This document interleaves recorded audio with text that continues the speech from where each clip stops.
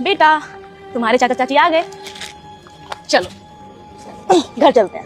आप दोनों कौन हो? हम आपके चाचा चाची हैं। आपको कुरकुरे पसंद है ना, ये लो। चले हम।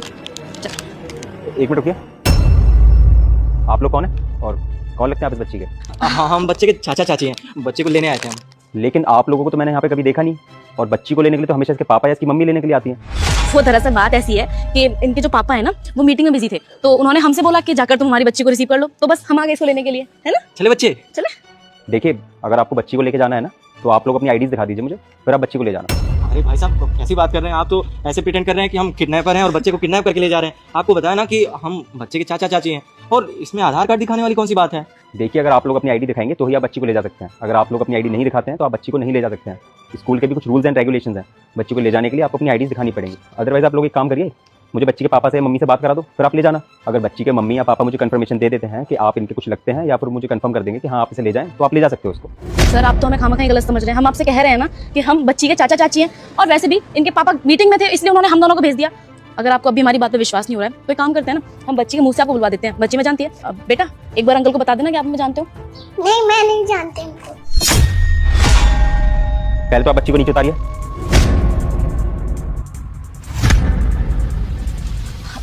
देखिए आप क्या बच्ची की बात सुन रहे हैं, बच्ची तो छोटी है, हमें 2-3 बार ही देखा है इसने, तो इतना अच्छे से जानती नहीं है, लेकिन इसके मम्मी पापा हमें बहुत अच्छे से जानते हैं, और उन्होंने हमसे बोला था कि आप अगर उधर से निकल रहे हो तो एक बार बच्ची को अपने साथ ले आना घर पे, तो बस इसीलिए से रिसीव करने के लिए आए हम यहाँ तक।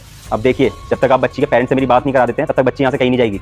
अरे भाई साहब आप खामखा दिमाग लगा रहे हैं। देखिए हम आपकी फोन पे बात करवा देते हैं, आपको विश्वास नहीं है ना बात का। एक सेकंड फोन देना जरा अपना। फोन तो स्विच ऑफ है।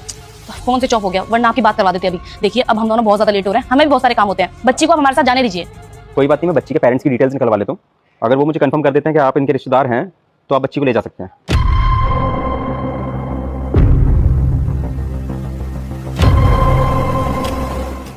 एक सेकंड सर, आप एक काम कीजिए, आप किसी को कॉल मत कीजिए, हम बच्ची के पेरेंट्स को भेज देंगे, वही लेने आ जाएंगे। ठीक है, बाय बेटा।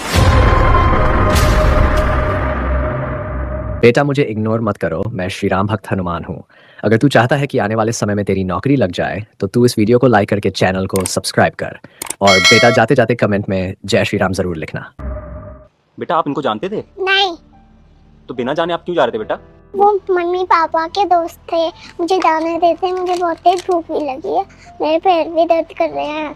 बेटा अगर आपको भूख लगी है तो मैं आपके लिए खाने के लिए मंगा देता हूँ, पर हमेशा मेरी एक बात याद रखना, ऐसे कभी भी किसी अनजान के साथ नहीं जाना है आपको। जब तक आपके पेरेंट्स आपको लेने के लिए ना आए तब तक आप किसी के साथ भी नहीं जाओगे। सॉरी सर, नहीं जाऊंगी। और कभी भी आपको कोई कुछ खाने को दे तो वो भी नहीं खाना है। नहीं खाऊंगी। Good girl. चलिए अब एक काम करते हैं, आपके मम्मी पापा को कॉल करके बुला लेते हैं, और आपको भूख भी लग रही है तो आपके लिए खाने के लिए भी मंगा लेते हैं। चलिए आप मेरे साथ।